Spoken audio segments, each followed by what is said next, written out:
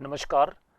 आज हम एनसीईआरटी कक्षा 11 रसायन विज्ञान पाठ 6 ऊष्मागतिकी का अध्ययन करेंगे। पिछले भाग में हमने देखा अभिक्रिया एंथैल्पी, मानक अभिक्रिया एंथैल्पी, हेस का नियम तथा उसके अनुप्रयोग। आज हम जानेंगे कुछ अन्य अनुप्रयोग तथा स्वतः प्रक्रम, एंट्रोपी, गिब्स ऊर्जा का साम्यावस्था के साथ संबंध। विलायकन एंथैल्पी, जब किसी ठोस विलय पदार्थ को जल या द्रव विलायक में घोला जाता है तो उससे होने वाला एंथैल्पी परिवर्तन विलयन या विलायकन एंथैल्पी कहलाता है। इसे delta H sol naught, delta H naught sol मतलब सॉल्यूशन के अंदर जाने पर एंथैल्पी का जो परिवर्तन है, मानक एंथैल्पी परिवर्तन को इस तरह से दिखाया जाता है।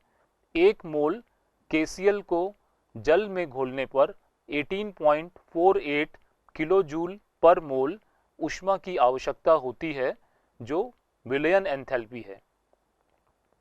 इस इक्वेशन में देख रहे हैं, KCl सॉलिड को जब एक्वस मीडियम में डाला तो KCl एक्वस के लिए एंथैल्पी परिवर्तन 18.48 किलो जूल पर मोल आया। ये पॉजिटिव आने का मतलब है ऊष्मा शोषी अभिक्रिया है। KCl का किसी एक्वस मीडियम में डालने पर ऊष्मा की आवश्यकता होती है और तब यह विलयित होगा। किसी आयनिक यौगिक को जल में घोलने पर वह धनायन और ऋण आयन में परिवर्तित होता है तो उसमें होने वाला एंथैल्पी परिवर्तन जालक एंथैल्पी कहलाता है।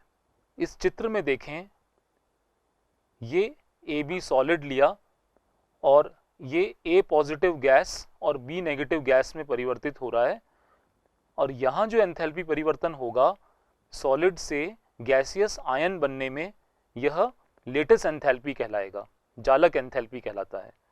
तथा प्राप्त गैसीय धनायन व ऋणायन का जल योजन होने पर जलीय धनायन व ऋणायन बनते हैं तो वह जल योजन एंथैल्पी होती है। इस चित्र में फिगर में देखें,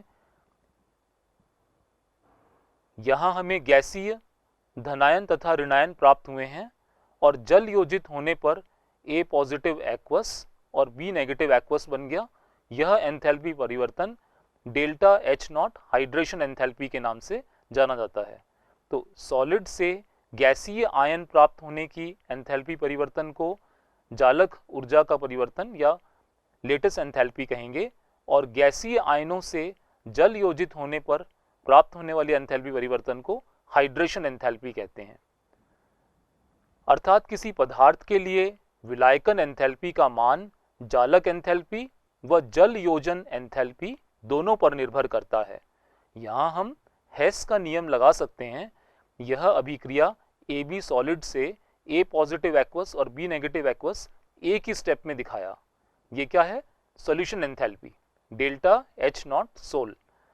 और यहाँ हमने 2 स्टेप में दिखाया, जहाँ पहले स्टेप में AB सॉलिड से A प्लस गैस और B नेगेटिव गैस बन रहा है, ये जालक ऊर्जा लेटिस एंथैल्पी हुई, और गैस से जब ये एक्वस मीडियम में आएंगे तब ये हाइड्रेशन एंथैल्पी होगी। तो यही अभिक्रिया एक पद में और यही अभिक्रिया 2 पद के द्वारा हो रही है।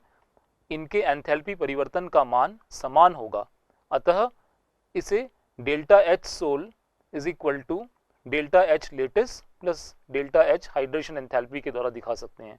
तो यहाँ सॉल्यूशन की एंथैल्पी जालक ऊर्जा और हाइड्रेशन एंथैल्पी दोनों का योग है। विलयन enthalpy delta H naught sol positive या नेगेटिव हो सकती है। जैसे हमने KCl के केस में देखा, वहां delta H naught sol positive था, परंतु अधिकांश अभिक्रियाओं में डेल्टा H नॉट सोल का मान पॉजिटिव होता है, जिससे ताप बढ़ने पर विलेयता बढ़ जाती है। जिन कंपाउंड्स के लिए सॉल्यूशन एंथैल्पी पॉजिटिव होगी, उनमें अगर हम तापमान बढ़ाएंगे तो विलेयता बढ़ती जाएगी। तथा किसी आयनिक यौगिक के लिए जालक एंथैल्पी का मान बहुत अधिक है तो उसे द्रव विलायक में घोला नहीं जा सकता।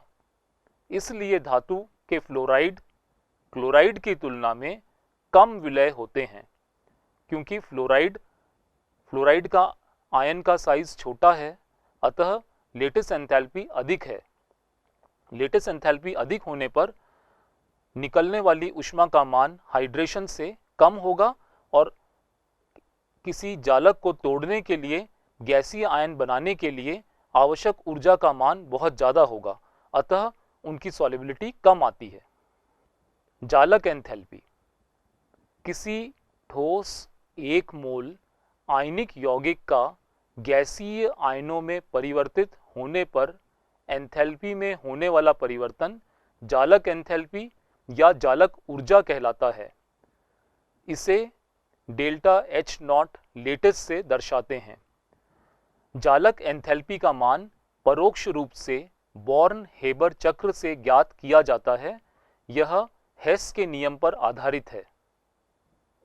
ये बॉर्न-हेबर साइकिल है, इसमें हमें ये लेटिस एनर्जी निकालनी है और हेस के नियम के हिसाब से इस पूरे चक्र की ऊष्मा का परिवर्तन शून्य होगा। यहाँ देखें, Na solid plus half Cl2 gas, इससे NaCl सॉलिड बनने की एंथैल्पी ऑफ फॉर्मेशन ये दे रखा है -411.2 किलो जूल पर मोल। अब हम कैसे इसमें लेटिस एंथैल्पी निकालेंगे? ये फॉर्मेशन एंथैल्पी एक पद में हमने Na solid half Cl2 gas से NaCl बनाया और यहाँ हम इतने सारे स्टेप्स के बाद NaCl सॉलिड पे आ रहे हैं। तो ये एंथैल्पी परिवर्तन जो एक पद में हो रहा है वो इन सब पदों की एंथैल्पी परिवर्तन का योग होगा। ये चीज हेस का नियम हमें बताता है कि अगर क्रियाकारक और उत्पाद समान अवस्थाओं पे हों तो एंथैल्पी परिवर्तन समान होगा। यहाँ हम एक पद में अभिक्रिया करा रहे हैं और यहाँ कई सारे पदों में अभिक्रिया करा रहे हैं। एक पद में होने वाली अभिक्रिया का एंथैल्पी परिवर्तन इतने सारे पदों में होने वाली अभिक्रियाओं के एंथैल्पी परिवर्तन का ही योग होगा, दोनों समान होंगे। यहाँ देखें, ये Na सॉलिड को पहले हमने क्या किया, Na गैस में परिवर्तित किया। ये कहलाती है सॉलिड से directly gas enthalpy of sublimation और इसे हमने डेल्टा एच नॉट सब के द्वारा दिखाया हुआ है। जब 1 मोल सॉलिड से 1 मोल गैस डायरेक्टली बन रहा हो और उस अभिक्रिया में जो एंथैल्पी परिवर्तन होगा वो एंथैल्पी ऑफ सब्लिमेशन कहलाएगा। ये +108.4 ऊष्मा शोषी अभिक्रिया है।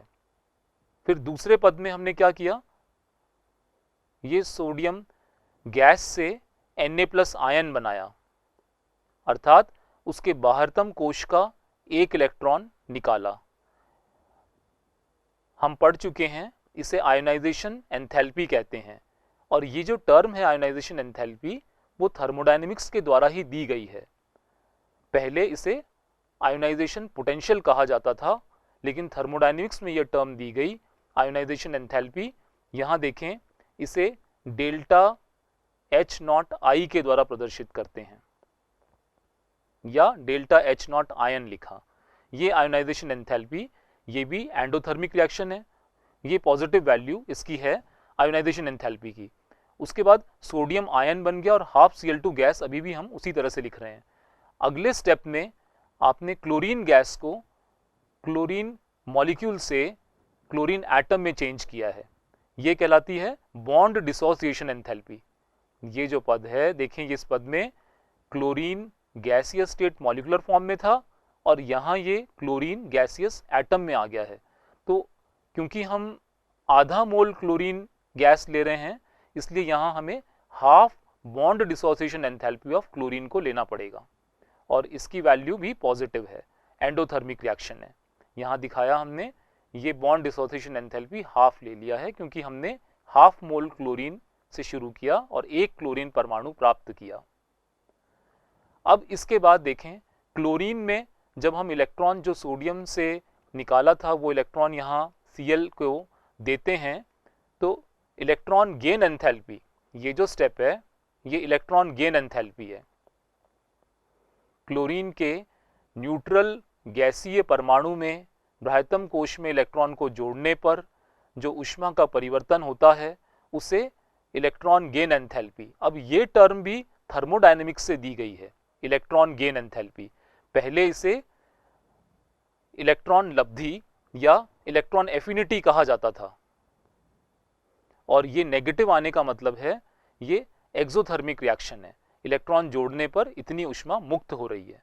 अब हमारे पास दोनों गैसीय आयन प्राप्त हो गए, Na+ गैस और Cl- गैस, है ना। अब ये जो रिएक्शन होके और NaCl सॉलिड बन रहा है, इस अभिक्रिया का एंथैल्पी परिवर्तन लेटेस्ट एंथैल्पी कहलाएगा। इस तरह से इस एक स्टेप का एंथैल्पी परिवर्तन इन सारे स्टेप के एंथैल्पी परिवर्तन के योग के बराबर होगा। तो इस तरह से delta H F0 is equal to ये सब्लिमेशन एंथैल्पी, सब्लिमेशन एंथैल्पी ये रहा, फिर उसके बाद नेक्स्ट आयोनाइजेशन एंथैल्पी ये, फिर हाफ बॉन्ड डिसोसिएशन एंथैल्पी, फिर इलेक्ट्रॉन गेन एंथैल्पी, और ये लेटेस्ट एंथैल्पी यहाँ पर आ गया। अब इस चक्र के द्वारा यदि हमें बाकी सारी एंथैल्पी परिवर्तनों के बारे में ज्ञात हो तो हम लेटेस्ट एंथैल्पी ज्ञात कर सकते हैं। तो इस तरह से जैसे मैथ्स में हम इक्वेशन को सॉल्व करते हैं, इस लेटेस्ट एंथैल्पी को हम निकाल सकते हैं। ये लेटेस्ट एंथैल्पी यहीं रखिए और एंथैल्पी ऑफ फॉर्मेशन में से ये सारी एंथैल्पीज को घटा दीजिए, इनको सबको लेफ्ट साइड ले जाएंगे तो साइन चेंज हो जाएगा, और इस तरह से फॉर्मेशन एंथैल्पी में से इनको घटाने पर लेटेस्ट एंथैल्पी प्राप्त होगी। अब पढ़ते हैं स्वतः प्रक्रम। किसी निकाय द्वारा वह प्रक्रम जिसमें बिना किसी बाह्य साधन के वह प्रकरण स्वतः संपन्न होता है तो उसे स्वतः प्रक्रम कहते हैं। जैसे किसी गर्म पिंड से ताप का प्रवाह निम्न ताप पिंड की ओर, किसी गैस में उच्च दाब से निम्न दाब की ओर, जल का प्रवाह ऊपर से नीचे की ओर, तथा सभी प्राकृतिक प्रकरण स्वतः प्रक्रम होते हैं। इन पर यांत्रिक कार्य कर उत्क्रमित किया जा सकता है। स्वतः प्रक्रम की दिशा इस प्रकार होती है कि वह साम्यावस्था की ओर अग्रसर हो तथा उत्क्रमणीय प्रक्रम द्वारा अधिकतम कार्य हो। हम देखते हैं कि कोई भी रिएक्शन एक दिशा में तो स्वतः चल रही है, लेकिन उसे विपरीत दिशा में लाने के लिए बाहरी एजेंसी के द्वारा कुछ ना कुछ अप्लाई करके, टेम्परेचर, प्रेशर या कोई ना कोई चेंज अप्लाई करके ही हम उसे विपरीत दिशा में ला सकते हैं। तो किस दिशा में क्या प्रेरक बल होगा किसी अभिक्रिया को एक दिशा में स्वतः चलाने के लिए, उसके बारे में हम देखेंगे। जिस तरह से अपन देखते हैं कि जल ऊपर से नीचे की ओर गिरता है, पहाड़ी से पत्थर भी ऊपर से नीचे की ओर गिरते हैं, उससे हमें ऐसा लगता है ना कि पोटेंशियल एनर्जी जब कम हो रही है उस दिशा में स्वतः प्रक्रम हो रहा है। उसी तर्ज पे हम रासायनिक अभिक्रियाओं के लिए भी ये सोच सकते हैं, जिन अभिक्रियाओं में ऊष्मा निकल रही है अर्थात उनकी ऊर्जा कम हो रही है, वो अभिक्रियाएं स्वतः प्रेरित होंगी। तो इस प्रकार एंथैल्पी का कम होना अभिक्रिया के स्वतः प्रक्रम के लिए सहायक होगा, ऐसा हम सोच सकते हैं। इन अभिक्रियाओं को देखें, यहाँ पे हाइड्रोजन और क्लोरीन से HCl का बनना, इसमें एंथैल्पी परिवर्तन नेगेटिव मतलब एक्सोथर्मिक ऊष्माक्षेपी अभिक्रिया है, जहां उत्पाद की ऊर्जा कम हो रही है। इसी तरह से हाइड्रोजन और ऑक्सीजन से जल बनने की अभिक्रिया, इसमें भी एंथैल्पी परिवर्तन नेगेटिव मतलब एक्सोथर्मिक है। ये दोनों अभिक्रियाएं स्वतः प्रक्रम के रूप में पाई गई हैं। तो इससे ये लगता है कि जहां एंथैल्पी परिवर्तन नेगेटिव हो, जो एक्सोथर्मिक रिएक्शंस हैं वो स्पॉन्टेनियस होंगी, वो अपने आप हो रही होंगी। लेकिन नहीं, ऐसा हमने कई अभिक्रियाएं दूसरी पढ़ी जिनमें ये देखा जो एंडोथर्मिक होते हुए भी स्वतः उत्प्रेरित हो रही हैं, स्वतः प्रक्रम के द्वारा हो रही हैं, स्पॉन्टेनियसली हो रही हैं। जैसे नीचे वाली दो अभिक्रियाएं देखें, नाइट्रोजन और ऑक्सीजन से NO2 का बनना, ये रिएक्शन डेल्टा H0 पॉजिटिव है। एंडोथर्मिक होते हुए भी, ऊष्मा शोषी होते हुए भी यह अभिक्रिया स्वतः प्रेरित हो रही है। इसी तरह से कार्बन ग्रेफाइट प्लस सल्फर के द्वारा कार्बन सल्फाइड का बनना भी एक ऊष्माशोषी अभिक्रिया है और यह स्वतः हो रही है। इससे ये पता लगता है कि केवल एंथैल्पी का कम होना किसी दिशा की तरफ अभिक्रिया का स्वतः होने को प्रेरित नहीं करता। कोई अन्य क्वांटिटी भी है जिसके द्वारा हम स्वतः प्रक्रम को ज्ञात कर पाएंगे। यहाँ देखें एंट्रोपी और स्वतः प्रवृत्तिता। अब हमने एक ऐसा उदाहरण लिया जहाँ डेल्टा एच का मान 0 है। ये एक विलगित निकाय है ना, ना तो जिसमें अंदर हीट जा रही है, न जिसमें से हीट बाहर आ रही है, न जिसके ऊपर वर्क करा पाते हैं और न ये सिस्टम बाहर सराउंडिंग पे वर्क कर पाएगा। इसमें हमने माना कि 2 गैसें हैं जो कि काले गोले और इन सफ़ेद गोलों से दिखाई है ना। जब एक विभाजक लगा हुआ है तो दोनों अलग अलग जगहों पे हैं। अगर मान लो काले गोले वाले साइड को मैं ए बोलता हूँ और सफ़ेद गोले वाले साइड को बी बोलता हूँ, और अगर हम ए साइड से गैस निकालें तो वो ए गैस प्राप्त होगी और बी साइड से अगर गैस निकालें तो बी गैस प्राप्त होगी। लेकिन जैसे ही मैं ये विभाजक को हटा दूं तो ये अपने आप बिल्कुल विसरित हो जाएंगी, मिल जाएंगी, और अगर अब हम इसमें से गैस निकालें तो हमें पता नहीं कौन सी गैस निकलेगी। यहाँ रैंडमनेस, यहाँ अव्यवस्था बढ़ गई, तो ऐसा लगता है कि अभिक्रिया उस तरफ चलेगी जहाँ अव्यवस्था बढ़े। तो अव्यवस्था का बढ़ना भी स्वतः प्रक्रम को प्रेरक के रूप में कार्य कर सकता है। एंट्रोपी किसी तंत्र या निकाय की अव्यवस्था का माप उस निकाय की एंट्रोपी कहलाती है। यह एक अवस्था फलन है जो प्रारंभिक व अंतिम अवस्था पर निर्भर करता है। इससे कैलोरी पर डिग्री या जूल पर केल्विन में व्यक्त करते हैं।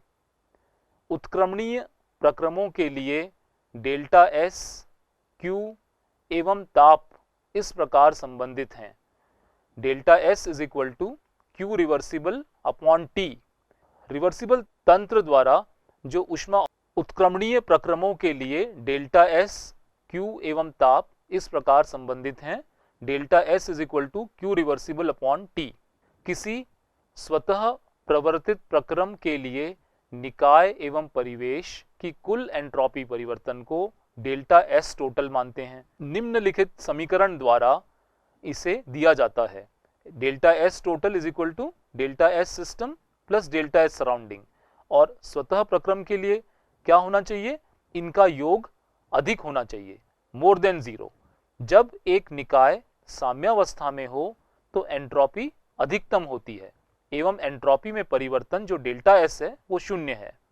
एक उत्क्रमणीय प्रक्रम के दौरान एंट्रोपी परिवर्तन delta S system is equal to q system reversibly जो हीट एब्जॉर्ब की वो अपॉन टेम्परेचर। इस इक्वेशन से पता लगता है कि अगर कम तापमान पर ऊष्मा का अवशोषण होता है तो एंट्रोपी रैंडमनेस अधिक होगी, और अगर उच्च तापमान पर उसी अमाउंट ऊष्मा की अवशोषित होती है तो एंट्रोपी का परिवर्तन कम होगा। समतापी परिस्थितियों में उत्क्रमणीय एवं अनुत्क्रमणीय दोनों प्रक्रमों के लिए delta U is equal to 0 होता है, परंतु डेल्टा एस टोटल अर्थात delta S system plus delta S surrounding अनुत्क्रमणीय प्रक्रम के लिए 0 नहीं है। इस प्रकार इनमें विभेद किया जा सकता है, जबकि डेल्टा U से नहीं। मतलब हम डेल्टा एस टोटल के द्वारा उत्क्रमणीय और अनुत्क्रमणीय प्रक्रमों को विभेदित कर सकते हैं, जबकि डेल्टा U के द्वारा नहीं कर सकते। डेल्टा U उन दोनों ही प्रक्रमों के लिए 0 है, जबकि डेल्टा एस टोटल अनुत्क्रमणीय प्रक्रम के लिए 0 नहीं है।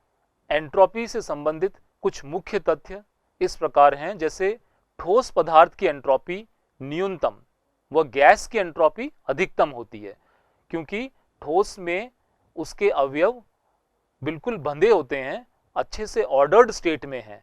उससे ज़्यादा एंट्रोपी द्रव की, उससे ज़्यादा एंट्रोपी गैस की, और उससे भी ज़्यादा एंट्रोपी गैसीय मिश्रण की। जब किसी विलेय को विलायक में विलय किया जाता है तो एंट्रोपी में वृद्धि होती है, क्योंकि विलय पदार्थ का विलायक में वियोजन हो जाता है। कोई भी विलय पदार्थ जब विलायक में डालते हैं तो वो आयनों में बदल जाता है और उसमें एंट्रोपी बढ़ जाएगी, क्योंकि अव्यवस्था बढ़ जाएगी। किसी अभिक्रिया में अभिकारक से उत्पाद में गैसीय मोलों की संख्या अधिक है तो डेल्टा एस पॉजिटिव होता है, एंट्रोपी परिवर्तन धनात्मक होगा। और यदि मान लीजिए उत्पाद में गैसीय मोलों की संख्या अगर कम होगी तो डेल्टा एस नेगेटिव होगा। यहाँ इन उदाहरणों में देखें, पहले उदाहरण में अमोनियम क्लोराइड सॉलिड से 2 मोल अमोनिया गैस और 1 मोल H2S गैस प्राप्त हो रही है। अगर हम डेल्टा एन देखें तो ये 3 मोल प्रोडक्ट के साइड गैस है और रिएक्टेंट के साइड गैस नहीं है, तो 3 - 0, तो 3 आंसर आया। तो डेल्टा एन पॉजिटिव होने के कारण यहाँ पर एंट्रोपी परिवर्तन भी धनात्मक होगा। दूसरे उदाहरण में देखें, इसमें क्रियाकारक की तरफ 1 मोल अमोनिया 1 मोल HCl 2 मोल गैस है, उत्पाद की तरफ हमारे पास कोई गैस नहीं है।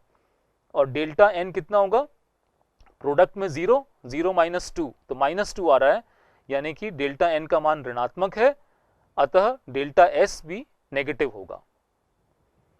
किसी अंडे को उबालने पर एंट्रोपी में वृद्धि होती है, क्योंकि अंडे में उपस्थित एल्ब्यूमिन प्रोटीन विकृत हो जाता है। प्रोटीन का विकृत होना मतलब उसके हेलिक्स खुलना, उसमें डिसऑर्डरनेस बढ़ना, इसलिए उसमें एंट्रोपी बढ़ जाती है।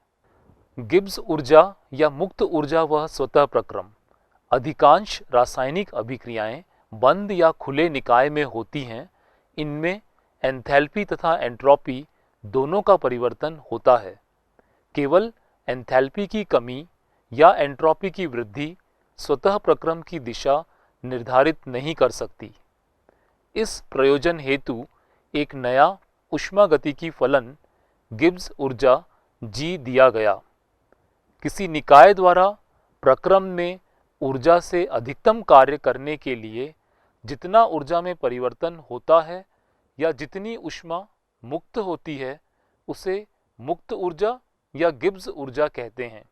यह एक विस्तीर्ण एवं अवस्था गुण है। यह प्रारंभिक व अंतिम अवस्था पर निर्भर करता है। किसी निकाय के लिए एंथैल्पी तथा एंट्रोपी व ताप के गुणनफल का अंतर गिब्स ऊर्जा के समान होता है। इसे इस प्रकार संबंध से व्यक्त कर सकते हैं, G = H - Ts। H यहाँ पर एंथैल्पी, T टेम्परेचर और S एंट्रोपी। इस तरह से हमने एंथैल्पी और एंट्रोपी दोनों को कोरिलेट करके नया थर्मोडायनेमिक फंक्शन G दे दिया।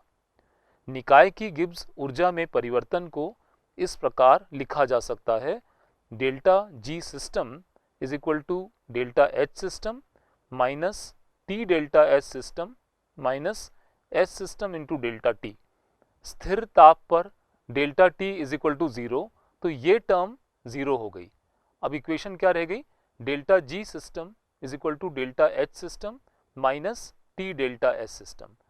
सामान्यतः पदांक निकाय को छोड़ते हुए जो सिस्टम टर्म लिखी हुई है उसको हम हटा दें तो समीकरण इस प्रकार लिख सकते हैं, delta G = delta H minus T delta S। इस प्रकार गिब्स ऊर्जा में परिवर्तन एंथैल्पी में परिवर्तन माइनस तापमान इंटू एंट्रोपी में परिवर्तन। यह समीकरण गिब्स समीकरण के रूप में जाना जाता है। गिब्स ऊर्जा व स्वतः प्रक्रम में संबंध। क्या संबंध है गिब्स ऊर्जा और स्वतः प्रक्रम में? जब कोई निकाय परिवेश के साथ तापीय साम्य हो तो परिवेश की एंथैल्पी में जितनी वृद्धि होती है उतनी ही निकाय की एंथैल्पी में कमी होती है। जो हीट सिस्टम से बाहर गई है, जितना एंथैल्पी की कमी निकाय में होगी उतनी ही एंथैल्पी की वृद्धि सराउंडिंग में होगी, या सराउंडिंग में जितनी एंथैल्पी की वृद्धि हो रही है निकाय में उतनी ही एंथैल्पी की कमी हो जाएगी। तो उसमें कुल एंट्रोपी परिवर्तन delta S total = delta S system plus delta S surrounding. ये जो डेल्टा S सराउंडिंग है इसे हम सिस्टम के टर्म्स में करना चाहते हैं, इसलिए डेल्टा S सराउंडिंग क्या हुआ, delta H surrounding upon T। और जितनी वृद्धि सराउंडिंग में डेल्टा एच सराउंडिंग में डेल्टा एच के कारण हो रही है उतनी ही सिस्टम में कमी होगी, इसलिए हम इसे लिख सकते हैं minus delta H system upon T. अब ये डेल्टा एच सराउंडिंग की वैल्यू इस इक्वेशन में डाल दीजिए, यहाँ सराउंडिंग की जगह पे minus delta H system upon T लिखेंगे। Delta H total is equal to delta H system plus minus का delta H system upon T. उपरोक्त समीकरण को पुनः व्यवस्थित करने पर T delta H total is equal to T delta H system minus delta H system आएगा। स्वतः प्रक्रम के लिए डेल्टा एच टोटल 0 से अधिक होना चाहिए, it should be greater than 0। अतः minus delta H system minus T delta H system greater than 0 होगा। तो ये जो समीकरण देख रहे हैं delta H system is equal to delta H system minus T delta H system, इसके उपयोग करके उपरोक्त समीकरण को हम इस तरह से लिख सकते हैं। ये जो चीज है h minus T delta S, ये किसके बराबर है? डेल्टा जी सिस्टम के बराबर है। तो यहां अंदर इस ब्रैकेट में हम क्या लिख पाएंगे? Minus delta G. तो माइनस डेल्टा जी 0 से अधिक होना चाहिए, या यूं कहें delta G is equal to delta H minus T delta S, it should be less than 0, 0 से कम नेगेटिव में होना चाहिए। डेल्टा जी का मान ऋणात्मक आना चाहिए। डेल्टा एच सिस्टम अभिक्रिया की एंथैल्पी में परिवर्तन है और टी डेल्टा एस वह ऊर्जा है जो उपयोगी कार्य के लिए उपलब्ध नहीं है। इस प्रकार डेल्टा जी उपयोगी कार्य के लिए नेट ऊर्जा है एवं इस प्रकार मुक्त ऊर्जा का मापन है। इस कारण इसे अभिक्रिया की मुक्त ऊर्जा भी कहा जाता है। डेल्टा जी स्थिर दाब एवं ताप पर स्वतः प्रवर्तिता की कसौटी है। यदि डेल्टा जी ऋणात्मक लेस देन 0 है तब प्रक्रम स्वतः प्रवर्तित होगा, और यदि डेल्टा जी धनात्मक ग्रेटर देन 0 है तब प्रक्रम अस्वतः प्रवर्तित होगा।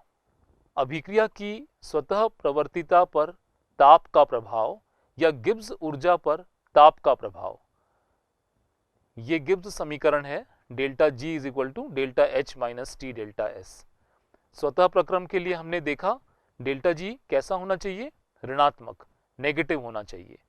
अब हम अलग अलग तरीके से देखें किन कंडीशंस में डेल्टा जी नेगेटिव आ सकता है। पहला कंडीशन देखें, अगर अपना डेल्टा एच नेगेटिव है, यहाँ पर नेगेटिव है, डेल्टा एस पॉजिटिव है, डेल्टा एस पॉजिटिव होगा तो ये टर्म भी नेगेटिव हो गई और ये टर्म भी नेगेटिव हो गई, तो डेल्टा जी आर नेगेटिव आएगा। कि इस कंडीशन में सभी ताप पर अभिक्रिया स्वतः प्रवर्तित होगी क्योंकि डेल्टा जी का मान ऋणात्मक आएगा। दूसरा कंडीशन, यदि डेल्टा एच नेगेटिव है और डेल्टा एस भी नेगेटिव है, ये टर्म नेगेटिव है और डेल्टा एस नेगेटिव होने से ये वाली टर्म हमारी पॉजिटिव हो गई क्योंकि आगे माइनस का साइन है, और डेल्टा एस नेगेटिव होने से ये टर्म प्लस में आ गई। तो अब अगर डेल्टा जी नेगेटिव चाहिए तो ये टर्म कम रहनी चाहिए।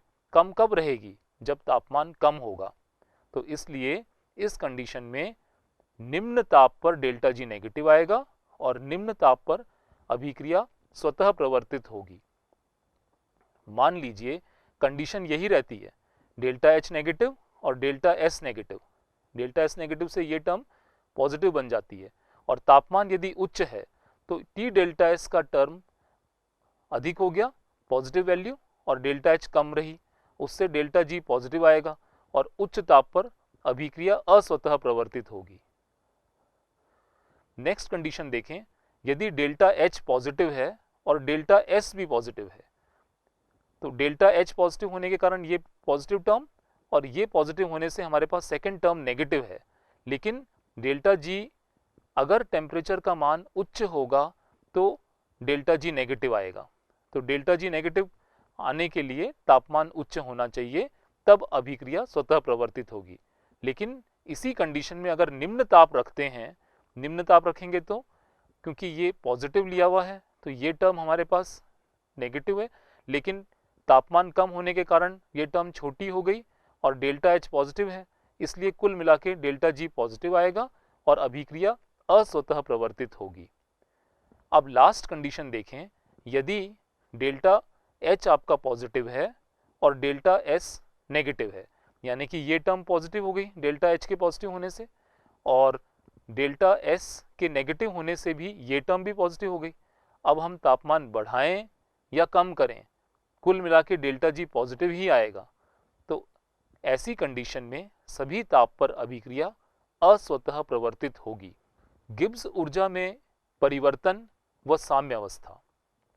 किसी उत्क्रमणीय अभिक्रिया जिसमें अग्र व पश्च अभिक्रिया का वेग समान होता है तथा साम्यावस्था उत्क्रमणीय अभिक्रिया के लिए आवश्यक शर्त है। यदि उत्क्रमणीय अभिक्रिया में अब अग्र अभिक्रिया स्वतः प्रक्रम में हो तो डेल्टा जी नेगेटिव तथा पश्च अभिक्रिया के लिए डेल्टा जी पॉजिटिव होता है, जिससे क्या हुआ, साम्यावस्था पर delta G is equal to 0 होगा। गिब्स ऊर्जा में परिवर्तन तथा साम्य स्थिरांक में निम्नलिखित संबंध है। Delta G is equal to delta G naught plus R T L N K. यहाँ पर के क्या है, साम्यावस्था स्थिरांक, और डेल्टा जी नॉट मानक गिब्स ऊर्जा, आर गैस कांस्टेंट और टी टेम्परेचर। अब ये इक्विलिब्रियम की रिएक्शन दिखाई है, A plus B giving C plus D, और साम्यावस्था पर डेल्टा जी 0 होता है। अतः इस समीकरण में आप डेल्टा जी को 0 लगाएंगे तो क्या रह गया, 0 is equal to delta G naught plus R T L N K. इसको रीअरेंज करें तो delta G naught is equal to minus R T L N K, और नेचुरल लॉग को log टू द बेस 10 में convert करेंगे तो delta G naught is equal to minus 2.303 R T log K. यदि गैसीय अभिक्रिया के लिए साम्य स्थिरांक आंशिक दाब Kp के रूप में है तो delta G naught is equal to minus 2.303 R T log Kp होगा। इस तरह आज के भाग में हमने देखा स्वतः प्रवर्तिता, एंट्रोपी, हेस के नियम के अनुप्रयोग, गिब्स ऊर्जा का साम्यावस्था के साथ संबंध, और गिब्स ऊर्जा और स्वतः प्रवर्तिता। इस तरह से हमारा ये थर्मोडायनेमिक्स ऊष्मागतिकी का अध्याय पूरा होता है। धन्यवाद।